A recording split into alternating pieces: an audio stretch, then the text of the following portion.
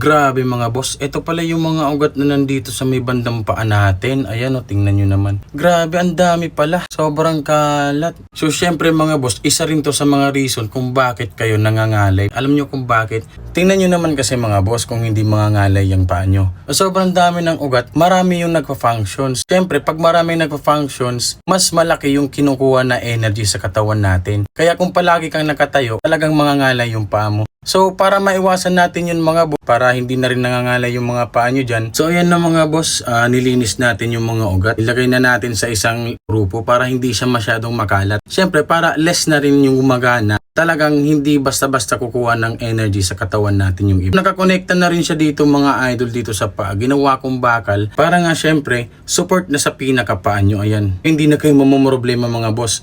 Bakal na po yan. Meron din akong ginawa dito mga boss na premium baka gusto nyo. So para naman to mga idol sa mga tamad maglakad dyan. So ayan. Ito yung model natin. Mio 125. So nilagyan natin siya ng 125 engine dyan mga boss. So yan mga boss, pag umandar yung makina, nagsasarili na yung paa nyo na naglalakad. Hindi na kayo kukuha ng energy sa pinakakatawan nyo kasi yung makina na yung gagawa. Ayun, konektado na po siya dito. Yung gasolina mo dito mga boss, Sting yung energy drink yan. Iinumin nyo lang siya tapos ayan, buhay na ulit yung makina. So yung mga gustong magtipid sa pamasahe mga idol, bagay na bagay to sa inyong Mio 125. Pwede kayong tumakbo niyan, mabilis lang kayong kaunti sa bike. Ang importante nun mga idol, hindi kayo pagod kasi yung mismong makina na yung gagawa. Mga boss, hindi lang dapat 125 yung ginagawa natin. Meron din ako ditong ginawang ultra premium baka gusto nyo. So ito mga boss, ang Yawakasi Jinna 1 million RR. So tingnan nyo naman mga boss, ang angas niyan.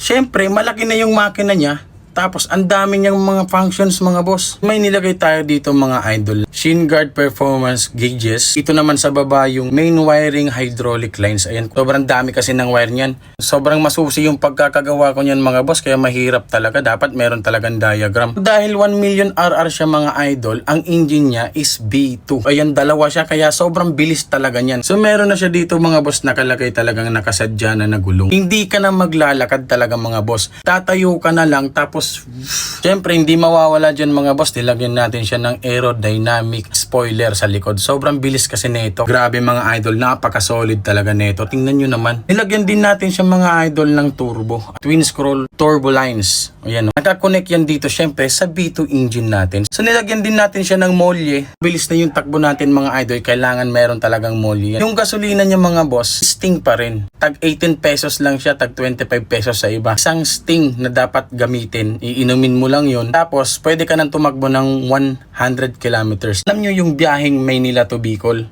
Isang oras mo lang siyang tatakbuhin. Yung mga mahihilig sa drag race mga boss, kahit wag na kayong gumamit ng motor. Eto na lang ipagawa nyo sa akin. Yawakasi Jinna 1 million RR. So yun lang mga boss. Nagustuhan yung video natin at concept natin ngayon mga boss. Follow na lang kayo tapos yan, sa mga gusto magpagawa, message nyo na lang ako.